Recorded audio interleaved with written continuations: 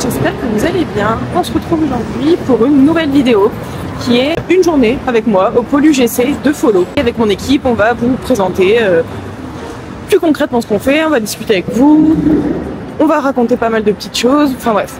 Ça risque d'être assez intéressant. Et actuellement, il est 9h15. J'ai pris le train de Lille pour Paris car j'habite à Lille et Follow c'est à Paris. Du coup, dès que je viens au bureau, je prends le train. Et du coup, ce matin, on a une réunion d'équipe. Enfin, on a 2 réunions d'équipe.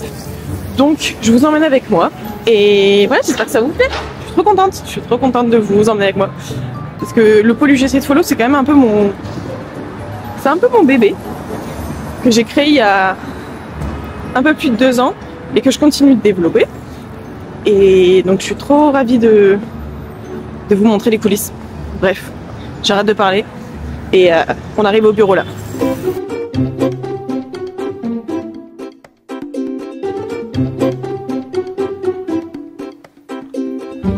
J'ai une boîte à questions. Ah, c'est bien.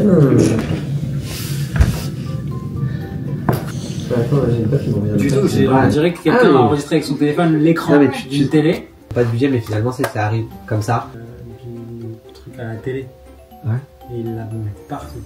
Ah ouais? Un peu demain. Je te dire à quel point le son. Thomas, mais c'est ça qu'il faut.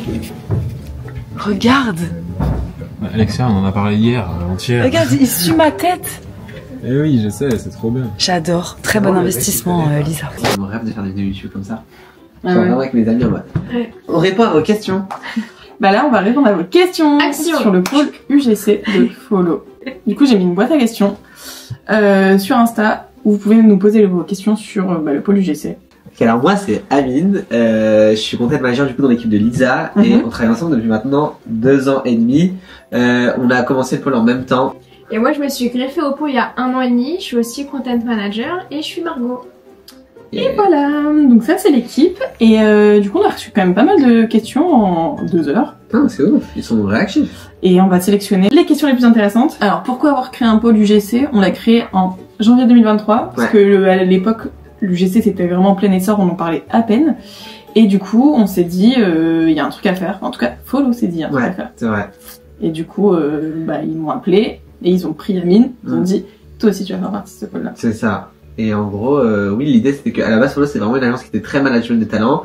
Et vous voyez qu'il y avait vraiment un truc à faire, justement que les marques soient aussi hyper actives sur leurs réseaux sociaux. Et donc l'UGC c'était hyper pertinent pour ça. Et qui de mieux que la Lisa Power pour le faire finalement, parce qu'elle en parlait beaucoup. Donc ils étaient en mode ok, on veut cette fille. Et ça s'est fait comme ça. Les principales missions, peut-être en parler Margot. Ben ouais, en fait, on est un peu un couteau suisse. Donc il y a plein de missions. Un client nous envoie un brief, on va faire un casting pour répondre au mieux au brief. Après, on va devoir développer des idées créatives. Et s'il y a un tournage, on doit aussi l'organiser. Voilà, c'est un peu les 3 missions principales. Ouais. C'est ça. Est-ce que vous avez un portefeuille de marques et de créateurs chacun à gérer? Alors moi, on a un portefeuille de marques chacun. C'est un peu dispatché en fonction de nos préférences. Moi, je suis plus sur de la beauté, sur de la mode. Moi, sur de la mode. Et moi, lifestyle au global. Ouais, voilà, c'est ça. Et du coup, on gère chacun nos clients. Après, on peut s'aider si besoin, mais ouais, on a vraiment notre pool de clients. Et par contre, les créateurs, non, on n'a pas de créateurs en exclusivité. Et on travaille un peu tous, avec des créateurs différents. Ouais, voilà. Après, on travaille souvent aussi avec parfois les mêmes créateurs. Généralement, quand ça se passe bien, on va retravailler avec eux. Donc, on a chacun un peu nos créateurs avec qui on travaille régulièrement. Ouais, c'est ça. On se passe les profils quand ça se passe très bien et que ça peut correspondre à un de nos clients. Du coup, faites attention à vos collaborations parce que faut soigner vos collabs parce qu'une fois qu'il y a une réputation qui est faite sur un créateur qui envoie pas sa preview, qui met du temps, qui fait pas des trucs quali, bah aucun de nous va rebosser avec parce que on n'a pas le droit à l'erreur. Comment faites-vous pour rechercher, sélectionner les profils? Je crois qu'on a tous un peu nos manières. Bah vas-y Amine, comment tu fais? Alors moi déjà comme je dis, du coup il y a des créateurs avec qui je travaille régulièrement. Donc généralement je vais refaire appel avec eux. Après quand parfois il y a d'autres demandes, c'est vrai que moi, oui des fois je vais chercher des profils UGC, mais quand même la majorité du temps, c'est en fait à force de scroller quand je vais tomber sur un créateur qui est intéressant. Et c'est pour ça que Lisa, je te le dis, c'est hyper important de juste créer du contenu parce qu'à la base c'est un métier vraiment de passion. Dès qu'on voit que quelqu'un on aime bien sa patte, on aime bien ce qu'il fait, bah j'enregistre et moi j'ai plein d'onglets et je les trouve comme ça après. Alors que moi plutôt, deux trucs, mais déjà la barre de recherche dans TikTok, on peut chercher un mot spécifique, ou sinon ce que j'aime bien faire quand j'ai un profil que j'aime bien et disons qu'il a peut-être trop d'abonnés, du coup je vais regarder ses abonnements. Et là, je vais regarder tous les comptes et du coup, ça va nous permettre de trouver des nouveaux créateurs qui ressemblent un peu et qui potentiellement ont un peu moins d'abonnés. Ouais, moi souvent je scrolle beaucoup dans mon feed parce que mon feed est adapté un peu aux clients que j'ai, donc beaucoup de beauté, de lifestyle un peu esthétique. Donc c'est comme ça que... Enfin c'est souvent comme ça que je tombe sur des nouveaux profils. Après quand j'ai besoin de profils spécifiques comme Margot, je tape dans la barre de recherche par exemple, je sais pas... peau acnéique ou make-up je sais pas, make-up travail, enfin en fait c'est vraiment en fonction des besoins et mais ça marche moins en termes de portfolio parce que je sais pas si on a eu la question, mais on nous parle encore beaucoup de portfolio, est-ce que ça sert de démarcher? Mais honnêtement on reçoit quand même beaucoup de mails. On reçoit beaucoup de mails de démarchage et en vrai c'est triste, mais je sais pas si tu peux laisser ça. Si, on peut. Oui, et on les regarde pas. On les regarde pas. Et même quand on les regarde, c'est rare qu'on fasse appel. En vrai, l'UGC aujourd'hui, la majorité des profils, ils sont quand même assez similaires parce qu'ils font à peu près tous la même chose et ils font tous les mêmes contenus. Honnêtement, c'est pas forcément ce qu'on recherche. Donc, en vrai, si on donnait un vrai conseil, enfin, tu l'as déjà donné, mais c'est vraiment créer du contenu, publier, parce que c'est comme ça qu'on va voir, c'est comme ça que les marques vont voir. Et n'hésitez pas à faire des mots-clés, parce que comme on fait des recherches, justement, par exemple, vous avez des rougeurs, écrivez rougeurs, etc. On va vous trouver comme ça et publier, quoi. C'est le seul conseil qu'on vous donne. En fait, ce qui est intéressant, c'est que vous soyez pas un créateur UGC, mais un nano-créateur, quoi. Ou un micro. C'est ça. Et même si vos vidéos marchent pas, nous on regarde pas du tout ça. Juste vous publiez, on voit que le compte est un peu actif, il y a plein de vidéos sympas et on va tomber dessus comme ça. Et même la plupart des marques vont tomber sur vous comme ça. Parce qu'en fait, créateur purement UGC, c'est compliqué parce que il y a pas beaucoup d'exemples à montrer aux marques, en fait, ou alors votre compte, par exemple, il est pas du tout utilisable, on peut rien poster sur vos réseaux et des fois, même pour de l'UGC, ce qu'on appelle encore l'UGC, on a besoin de publier sur le compte, mais si votre compte il est pas du tout actif, enfin où il y a que des republications de partenariats ou des conseils sur comment devenir créateur, c'est pas bien à montrer aux marques. Exactement. Et pour de la mode, j'avais eu la question lors d'une masterclass. La mode, par contre, c'est pas fait pour les créateurs UGC. La mode, c'est pas fait pour les créateurs UGC. Après, il y en a qui sont créateurs mode et qui deviennent UGC parce que ça marche. Ouais, voilà, mais c'est dans ce sens-là, c'est d'abord tu crées du contenu mode. Exactement. Mais pour moi, il faudrait réfléchir à ça comme ça. Genre, il faudrait vraiment avoir que des gens en mode, je sais pas moi, t'aimes bien la déco, bah tu fais un compte de déco et après en fait, on va t'appeler pour ça, tu vois. C'est ça. Faut un peu être niche, quoi. Faut pas trop vouloir se généraliser. C'est ça. Ouais, c'est ça. Les qualités, compétences pour réussir dans l'UGC, il y en a plein. Il y en a plein, hein. Faut être organisé quand même. Ouais, ça c'est dans le cas d'une collab. Enfin, évidemment tout ce qui est le fait qu'il ait les skills dans le visuel. Exactement, c'est ça, faut être créatif, faut avoir un sens de l'esthétisme. Professionnel surtout parce que nombre de créateurs qui disent ok pour une collab, après ils répondent pas ou ils livrent la vidéo une semaine trop tard. Alors des fois on n'est pas forcément une semaine près, mais c'est quand même important de livrer dans les délais parce qu'après nous on a le client qui nous relance et dès que il y a des frustrations comme ça, bah on n'a pas forcément envie de retravailler avec la personne. Donc vraiment être à l'heure, professionnel, respecter le brief au maximum. Et ça, en vrai t'as raison, c'est bête mais c'est tout con, hein, c'est le critère numéro 1. Nous si ça se passe bien avec un profil, on va se l'envoyer, après ce profil on peut travailler beaucoup de fois avec lui, et à l'inverse une collab si ça se passe mal, en fait vous pouvez vous griller sur 10 prochaines collabs après. C'est ça. Des fois on a pas mal d'urgence, donc on sait que on va pousser un créateur si on sait qu'il répond vite, alors qu'un autre si on y prend une semaine, mais du coup dommage, mais on va pas. Exactement. Répondez presque tous les jours, au moins tous les 2 jours à vos mails, parce que des fois il y a des créateurs qui répondent pas pendant une semaine, du coup on sait pas s'ils vont plus jamais nous répondre, s'ils sont juste en retard, s'ils ont un problème. Donc ça aussi c'est important d'être réactif et c'est comme ça que comme tu dis, quand on a une urgence, on pense direct au créateur qui nous répondent vite plutôt qu'à celui où on sait que on va galérer et du coup vous passez à côté de collaboration. Après qu'est-ce qu'il y a d'autre? Les tendances UGC 2025. En fait il y a pas vraiment de tendances UGC parce qu'en fait je pense que il y en a beaucoup et je l'ai vu ça quand j'ai fait une masterclass il y a quelques jours, que beaucoup sont trop focus sur le terme UGC. C'était le cas en 2023, par exemple 2022-2023. Créateur UGC, c'était vraiment très spécifique. Alors que en 2025, Maintenant, on est beaucoup sur de la micro-influence. En fait, c'est des micro-créateurs. 1000, 5000 abonnés, mais juste qui ont un univers sympa et qu'on peut proposer aux marques en disant, voilà, là, on peut faire une vidéo hyper créative avec cette personne. Et même, elle peut poster sur son compte parce qu'elle a quand même un compte actif en dehors de l'UGC. Et c'est ça, je trouve, qu'on essaie de plus en plus de pousser. C'est juste de travailler avec des micro-créateurs et pas des créateurs purement UGC. Enfin, moi, c'est hyper rare. À part un peu, des fois, sur la beauté, où j'ai besoin de créateurs très carrés, juste, je te montre comment appliquer le produit. Mais franchement, sinon sur tous nos autres clients, c'est rarement des créateurs UGC. Là encore, tu fais référence à des Léa Naef, ouais, ces créatrices-là, je fais appel à elles parce que c'est des premiums, très bonne qualité. Exact, mais ça, c'est mais en dehors de ça, mais en dehors de ça, c'est quoi? Je suis à 2%. C'est 2%. En fait, c'est des UGC, mais qui sont, on peut pas appeler parce qu'ils ont UGC parce qu'ils ont des skills de fou malade. Et tu sais qu'on est obligé de faire appel à eux pour ça. Mais sinon, purement UGC classique, on fait pas parce qu'en fait, il y en a tellement. Et finalement, un peu tout le monde se ressemble quand on regarde les portfolios. Et encore, on regarde même plus vraiment les portfolios parce que c'est un truc à dire. Maintenant qu'on est là, on est en agence, on ne peut pas partager un portfolio à une marque pour dire regardez comment est ce créateur. C'est impossible. Donc peut-être pour nous convaincre, nous, pourquoi pas. Mais en fait, quand on n'a pas de lien de social media ou de vidéo à partager, en fait, on peut pas partager votre profil. En fait, l'idée, vraiment, ce que je dis des fois à des créateurs, c'est il faut que la marque, quand on partage votre profil, elle puisse se projeter dans ce que vous proposez.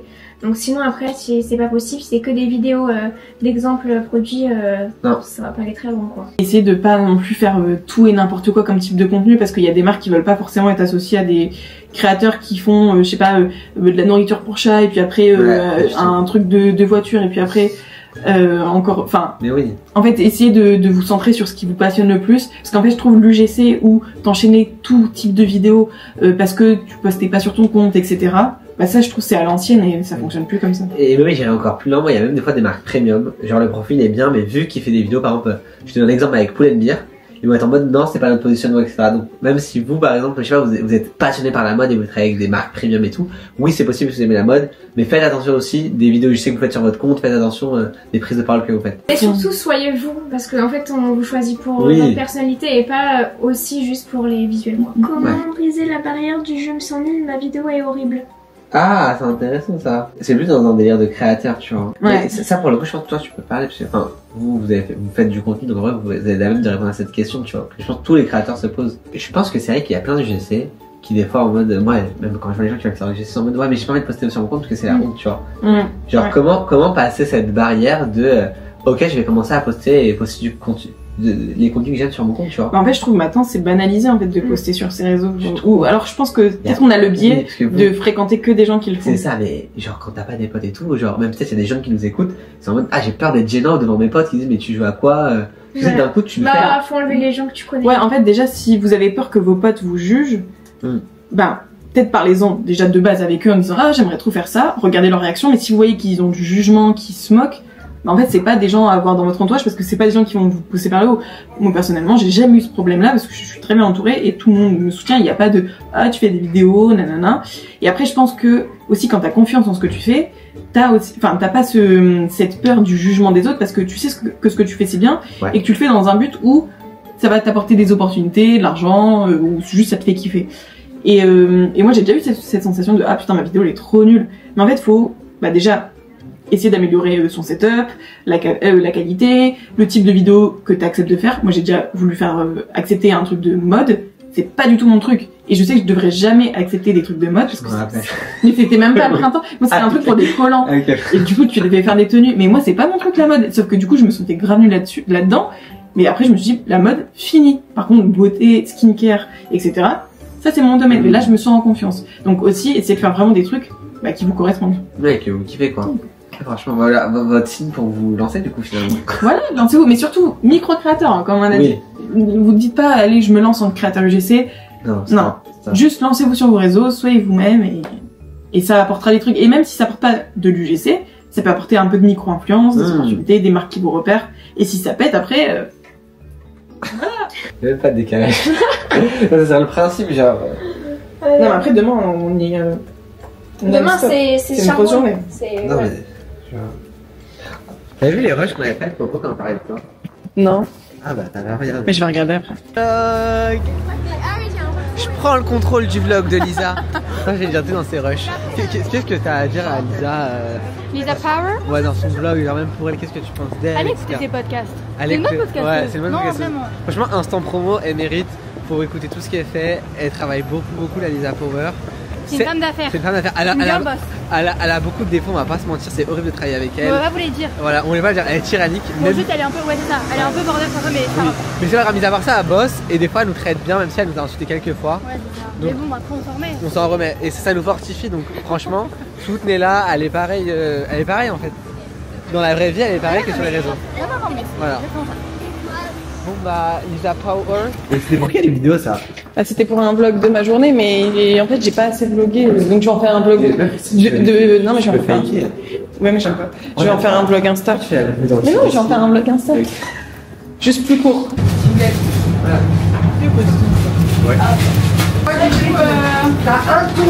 Il est actuellement 14h, du coup la pause déj est passée.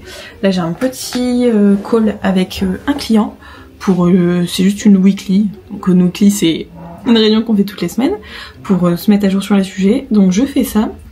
Je vous emmène rapidement avec moi, mais de toute façon je peux pas vous faire écouter, c'est confidentiel. Mais du coup je vous pose ici et je fais ma petite réunion. Hello. Hello Lisa, tu vas bien? Ça va et toi? Ouais, ça va. Et sans les vues, il avait aucun amour. J'arrive pour rejoindre et là, il a repoussé sa vidéo en changeant 2-3 trucs, tu vois. Alors moi, je trouve que ça a l'air pas mal. Attends, parce que là, c'est un peu messy. Mais non, mais c'est pas grave, c'est la vraie vie. C'est la vraie vie. Donc, Margot, t'es en train de percer sur un contenu. Ouais. Raconte-nous. Là, on a lancé, on fait du personal branding pour un PDG sur une grande boîte. Et on a lancé son compte TikTok il y a 4 jours. Et la deuxième vidéo, le client m'a envoyé un message il y a quelques heures en me disant oui, est-ce que vous avez médiatisé la vidéo? Or pas du tout, en fait elle fonctionne trop bien. Là elle est à 27 000 vues, et si je réactualise je pense qu'elle est peut-être à 28 000 un peu plus. Attends, je vais montrer, je vais faire le 28 600. C'est vraiment le et du coup je réactualise toutes les 4 minutes et il y a beaucoup de vues à chaque fois. Donc voilà, il y a une heure elle était à 20 000 vues, maintenant elle est bientôt à 30 000 vues. C'est rare que ça fonctionne, surtout au bout de la deuxième vidéo. Bah si, c'est rare, c'est un fait, c'est rare. Au bout de la deuxième vidéo, c'est trop bien que ça fasse ça quoi. Donc voilà. Et puis il est déjà voilà, donc ça c'est Alexia qui vient toutes les 5 minutes faire un contenu pour les réseaux sociaux. Je te donne la canette. Ok. J'avais pas compris qu'elle était collée. J'avais pas compris qu'elle était collée. Elle crie pas, ça va. On s'est trompé. On est quatre dans un style pareil. 1, 2, 3, tiens. Merci. Demain, on revient au bureau parce qu'on va faire passer tous les entretiens pour un CDI qu'on ouvre dans le pôle. Et du coup, on a des entretiens de 10h jusqu'à 17h30. Non-stop. On a juste la pause du midi. Ça va être hard et il y a personne qui va. Très faible, très fatigué. En ce moment, j'ai une boisson offerte par jour chez Good News que j'adore. Je suis trop contente. Du coup, je ne perds pas une occasion d'y aller dès que je suis à Paris et de prendre ma boisson gratuite parce que, bah écoutez, le rat qui sommeille en moi profite. Et en plus, c'est trop bon, donc c'est l'occasion. Et donc là, j'ai mon train dans 1 heure. Je vais chercher mon matcha, je reste un peu avec mon équipe. Et puis après, ça sera la fin de la journée finalement.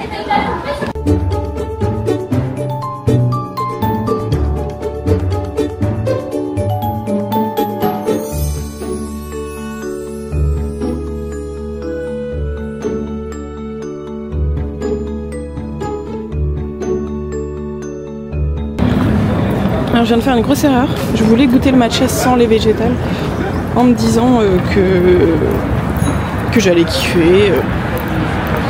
Bah pas du tout. Désolée Good News. Je sais que votre matcha est super bon, mais alors sans lait végétal, je suis pas prête. C'est pas encore pour moi. Je suis pas encore à ce stade-là. Bon, je crois que je vais quand même en boire quoi. À mon avis, il y a peut-être du lait à l'agence. Je vais rajouter un peu de lait. Mais là, c'est hard quand même.